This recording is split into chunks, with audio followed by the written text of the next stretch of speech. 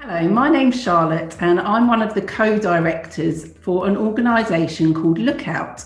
Lookout helps young people unleash their potential, increase self-esteem and build resilience through high-quality creative experiences.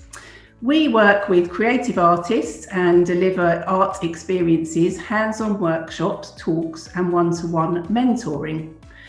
Today, we are going to be talking to Coach Connector, Head of Events at Wired Sussex, Rifa Thorpe Tracey. Thank you so much for joining me today, Rifa. Lovely to be here. Thanks for inviting me. So let's get going. Can you tell us about your job within the digital and tech industry and basically what you do and how you would describe yourself to others? Okay, so my current job is Head of Events and Marketing at Wired Sussex, which is a membership organisation for Brighton and Sussex and beyond. You know, some of the work that we do is for the whole of the South East. We are a membership organisation, which means that digital tech and creative companies come to us for help and advice, and we do this through events or training. And some of the things that I do are around job seekers and helping connect people with the tech industry. So for example, we do a big event called Talent 2018, or next year it's going to be 2021 obviously. And that brings job seekers face to face with all the kinds of different companies that are in Brighton. That could be small companies, freelancers who are doing work in the gaming industry or in web development or social media, right through to existing companies that are global, which have a digital arm. So Legal & General, American Express, companies like that in Brighton. So is it that you're helping to connect those companies and small businesses together so that they could potentially work together, support each other, also find new talent within the industry? Exactly that. So, for example, diversity and inclusion is really key for us because we want the tech industry to be much more diverse and have more women, more people of colour, more people who might identify as having disabilities, to make tech and creative sectors more open. Because obviously if we're producing products, websites, apps for everyone, then everyone should be in the room to help make those happen. We also, because we're a not-for-profit, we have a unique kind of remit to help all of these companies equally, you know. So our MD Phil Jones, he will work with government to help give them research that we've done around, say, what the freelancers in Brighton are doing, which are a huge sector in Brighton, and also how people are being affected by lockdown and COVID as well. So we have we can sort of work together as a unit rather than maybe a small company wouldn't be able to have that access. Yeah, and amazing. So this is a really good hub within Brighton and Hove for, you know, young people or anyone really that's thinking of starting up in the tech and games industry. It sounds like, yeah, you offer fantastic support. Can you just tell us a bit about how you ended up doing what you do within the industry? Was there anything that kind of impacted you when you were younger, or what sort of led you into the tech world? Well, when I was at school, we were very lucky to be able to do a GCSE in media studies. And like my generation, I suppose, we just were brought up on lots of TV and film. And I was just obsessed with that. I also used to read a lot. So I really wanted to learn how to make video and create music, and radio was always really interesting to me. So when I had an opportunity to do a degree in that, an HND I did first, there was a lot of practical elements. And then it was there at college that I met some people that were just starting out in web development and website building. back in the day when it was obviously really, really rare that computers. yeah, nobody really was interested in the internet. It's the early 90s. And so it was basically just to kind of, well, I had a kind of feeling that I wanted to be a graphic designer, and was always really interested in visual arts as well. So when the internet came along, it was like everything that I wanted to do, including writing as well. I thought I wanted to be a journalist at one point. It was all there for me to start experimenting with. And the fact that there was no real rules as well, that you could just set up a blog or you could create your own social media later, you know, was really appealing to me, that I could just start. Brilliant. But I mean, I ended up getting involved with, well, I did a lot of temping when I was a student, and I did a lot of admin work. And then I got a job with a digital company in London, which was just one of the first sort of viral companies. So people that made like competitions and stuff for websites. And then from that, I started working in digital agencies. When I was 25, I was the first person to work on the very first Channel 5 website. So I was managing a whole team of 25 writers, developers and designers. So it was basically, if anybody had any experience at all, you were kind of elevated quite quickly, because you were the one that knew more than anybody else in the room. So that was pretty full on, and we would make the most sort of amazing, beautiful websites that probably hardly anybody saw, because not many people were online at that time in 2000, you know. So yeah, we didn't have broadband, people didn't have Wi-Fi at home yet, and so it was a bit different. But though that website, that Channel 5 website, we see that influence on the iPlayer, on all kinds of like Netflix, that the idea of like big images and simple text, that all came from that very first Channel 5 website. So they were kind of ahead of their time a bit, really, Channel 5. That's really interesting. So you've talked a bit about your kind of pathway into jobs, but what was there anything in particular that made you kind of go down the university route? Was it because you knew that you needed to get more skills within those areas, or was it the lifestyle, you know, you wanted that, or, you know, what kind of drew you into university, and how did that help with your career? Well, I have to say, now, if I was doing it now, I probably wouldn't have gone to university, because so much of what you can learn now is all online, and there are so many great sort of courses that you can do, and I'm learning all the time. Even now, you know, I'm learning all the new stuff all the time. So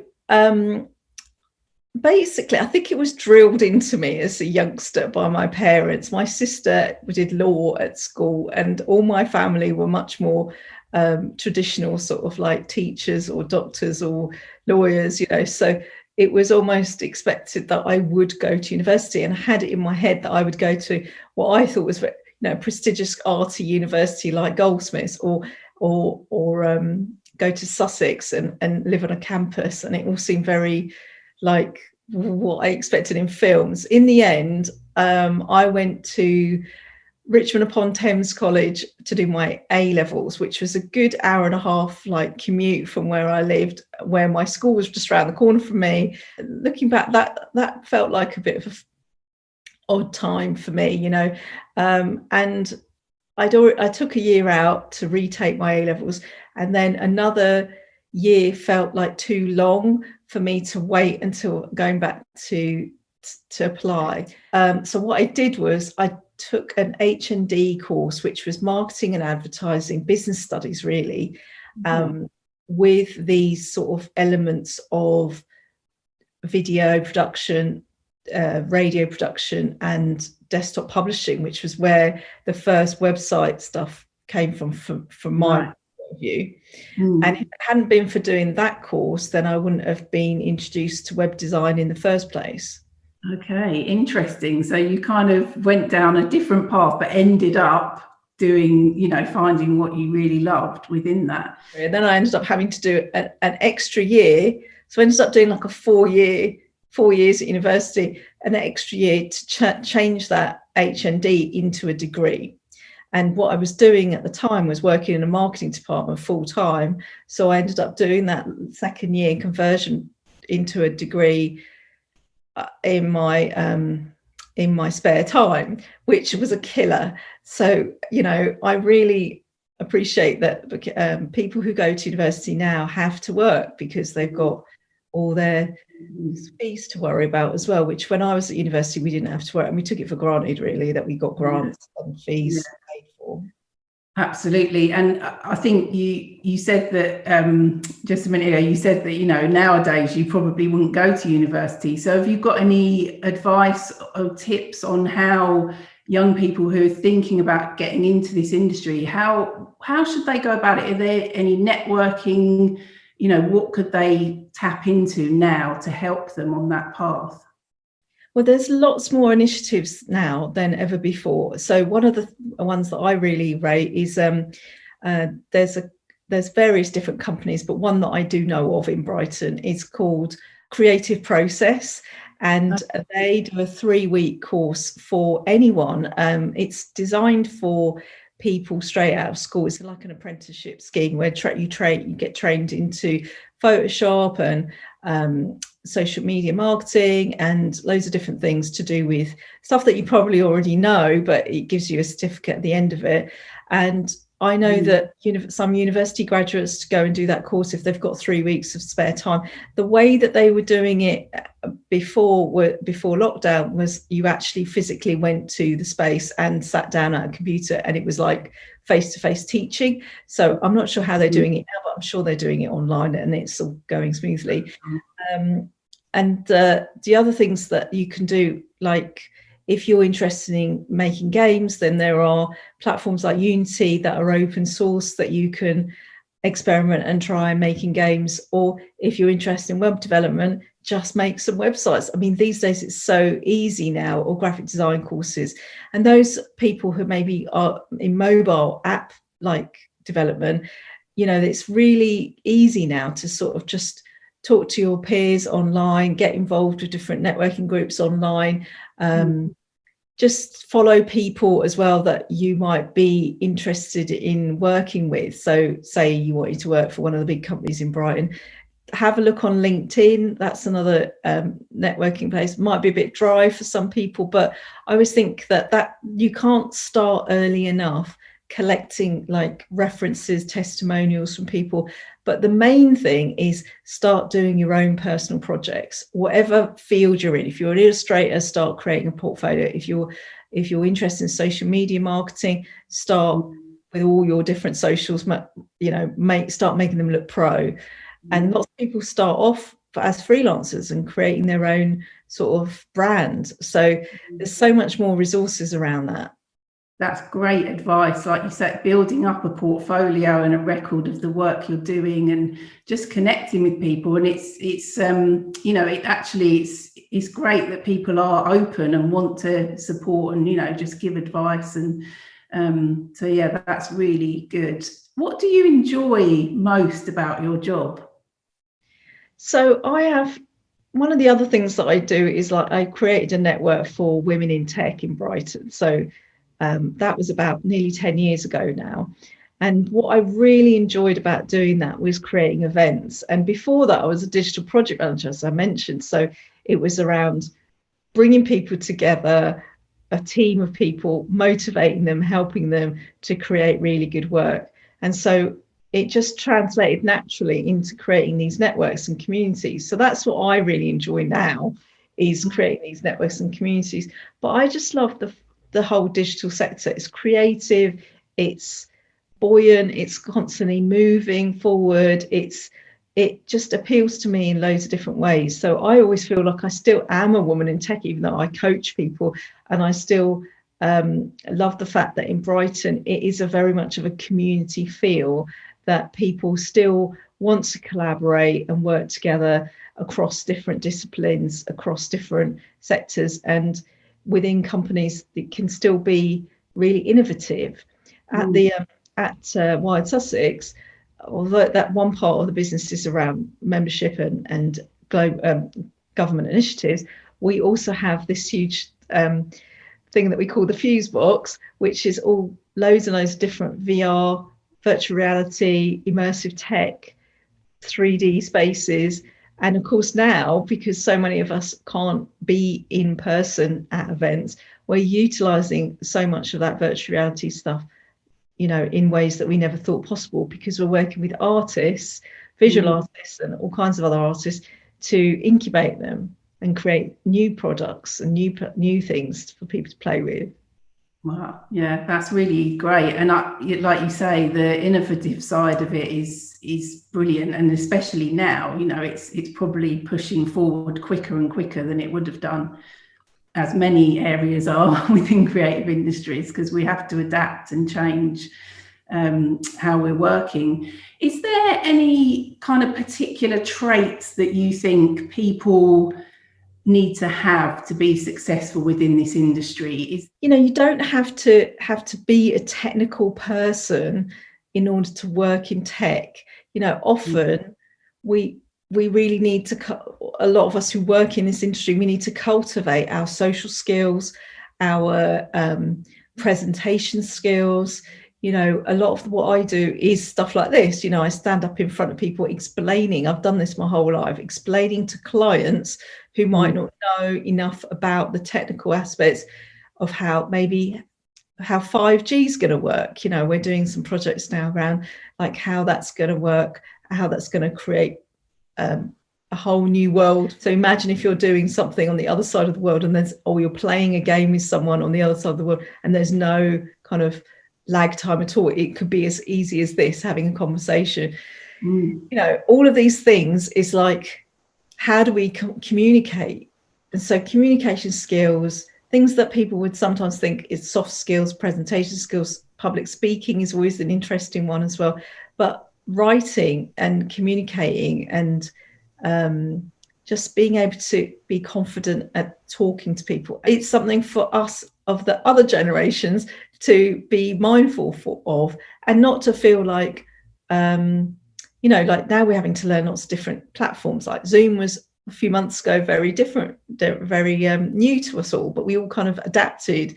So those sorts of skills, I'm having to learn Discord today, and I was like, oh my god, you know, this is another thing I've got to learn, and like, where are all the buttons? But everybody feels like that, whatever age you are. So I learned so much from all the younger people that I work with, and it's about mutual respect and compassion for each other, and also thinking about your own self-care and your own things that you need to make sure that you feel, you know, hydrated and you're eating properly and you're not getting stressed out at work and getting fresh air. Is there any individual or organisation that particularly inspires you or inspired you to, you know, to kind of continue in the tech world? Any moment where you thought, oh, like a gem from an individual or an organisation really stood out and helped you to drive forward and keep going in the industry?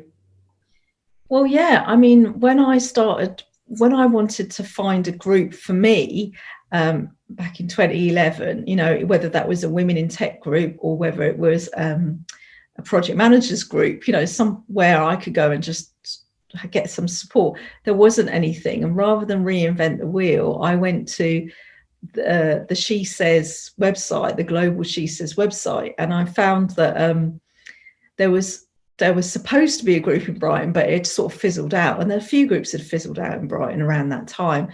I think at the time, like 2010, that sort of time, people kind of were a bit embarrassed about talking about women's issues, and it felt like, oh, well, you know, is it even really a thing anymore? And I got that feeling when I started a women of colour group in Brighton as well, that is there any need for this? And of course we know that there fully is the need for all of us to be seen in our groups, and maybe we're coming to a point where we can all come together, but at the time it felt like we really needed our own spaces so that we could just express ourselves without other people talking over us.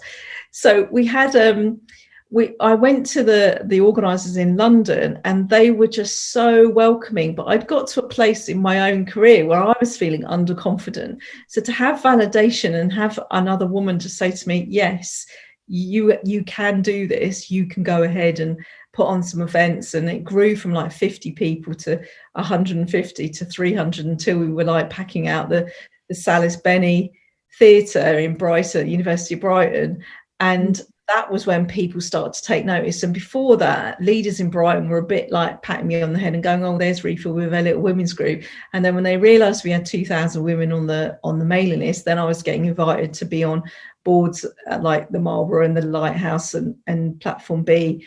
And so that's really lovely to feel like we're making a difference in Brighton. And then people are at pains now to tell me that they have got 50-50 parity, gender balance in their companies, and that they're employing women of colour at senior levels, at board level, and they're just listening to us now in a way that they probably never did before. Not to mention the fact that there is about 15 different women's groups in Brighton you can go to, like for freelancers, you know, or there's the Brighton Digital Women group. There's lots of different groups now. So for me, it's like, oh, my work here is like now focused more on women of colour. And then out of that sprung my own business of coaching women in tech and beyond, you know. So that's been really good for me. But it's about trying things out, you know, like I've had opportunities to have a radio show on Juice and create my own radio, which was like a dream that I had when I was 17. And to be able to do that for 2 years in spare time with everything else I'm doing was just brilliant. It was just like so much fun. But that's the thing, I still went through a feeling of like, oh my goodness, I can't do this. Who am I to do this? It's not exactly imposter syndrome, it's just nerves. And the thing is, you just get over the nerves and just do it anyway and breathe through it and just do it anyway. Because the fact that like whenever I get asked to do something, even like something like this, I think if I say no, then what sort of person am I who are trying to encourage other people to do stuff like this?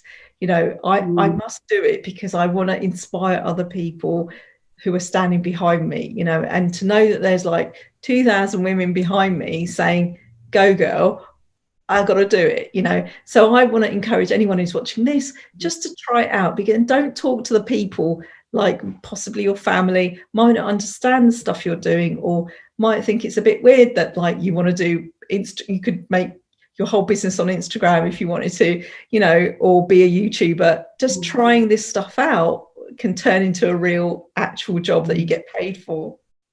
That's fantastic advice. I think especially the bit you say about it's often the times when you're feeling most unconfident about yourself that you have to try and push through and just try it. And, you know, we're continually learning. One of the things that always helps me with like public speaking, and I do stuff on stages now, and you know, have a microphone. It's all very fancy, and I like watch videos of like people like Beyonce or Madonna falling off stages. This whole YouTube playlist. Everybody gets nervous. It's not that we are all naturally confident. We all have to breathe through it and like do it, and then it's like it's done then, and then you just get better and better at doing it. And is there anything, so if you were yourself, you know, at college age, and you could look back and you could go, oh, I wish I knew then what I know now. I know this is a bit of a, you know, this is quite deep, but is there, I think about this a lot actually. Is there anything that you go, oh, if only myself then knew now, and what would I do differently? So, you know, talking to young people at college now, is there anything that you think, oh, actually, I wish I'd known that at that age? Oh my God. So my personal, I just think I did such stupid things. I just wasted time on things that weren't important. I didn't look after myself. I don't think I'd slept a lot enough. And I think I rushed through a lot of my work, and I kind of thought, oh, I can wing this. Self-care is super, super important. And it's good to get in habits now of just like, you know, not being so hard on yourself, because a lot of the time I think we push ourselves really hard, and it's bad enough as it is with all the work we've got to do, the homework and the exams and everything. But if you don't have people around you to look out for you, it can be really hard to look after yourself. So you can do anything you want to, but if you're feeling not 100% physically in your health, that's going to mess everything up. Yeah. So Rifa, just before we go, are there any other sort of tips on networking that you, or any sites that you think would be useful for young people to look at? Is there anything other than the ones you've mentioned? I mean, there's a great blog post on the Wired Sussex website at the moment about levelling up your career in games. I know, I mean, there's lots of routes into the gaming industry, and they're much more open than ever before. But I just think people just aren't really aware that there are the big game companies are in Brighton. And also, you know, wherever you are in the country, now that we're all working from home, you can work anywhere in the world. It's just about, like, I think it's hard if you don't know people who are already in the industry to understand that we are so different to maybe what your parents did for a living, or other people, so, or what teachers might have taught you at school. So I think there's lots of groups on Facebook and LinkedIn and on Instagram, companies you can follow, and just seeing how they are and what they're doing, and just start communicating with them. One of the companies in Brighton, Clearleft, always say that they, you know, they always like to feel like they're building their networks, you know, whether they're interns or students from straight out of university. We're more likely to hire you if we've already seen your face at our events, or we already know your name because you've been contributing to discussions online, and, you know, just finding your tribe, you know. So there are lots of different groups to join of all kinds of different things online, and it's just, usually they are unfortunately on Facebook or on LinkedIn. And I know this sounds really like weird, but like, just being yourself, it took me absolutely like decades to get that. I where I might not have fitted in particularly in different companies is because I was trying to be somebody I wasn't. Being yourself and being more committed, you know, and following people that are doing what you already want to do is helpful, I think, as well. Just to be, so there's a phrase, you know, if you can see it, you can be it. Amazing. Thank you so much, Rifa. That's been really enlightening, and some brilliant tips and advice. So thank you so much for your time. You're welcome. All the best. Thank you so much.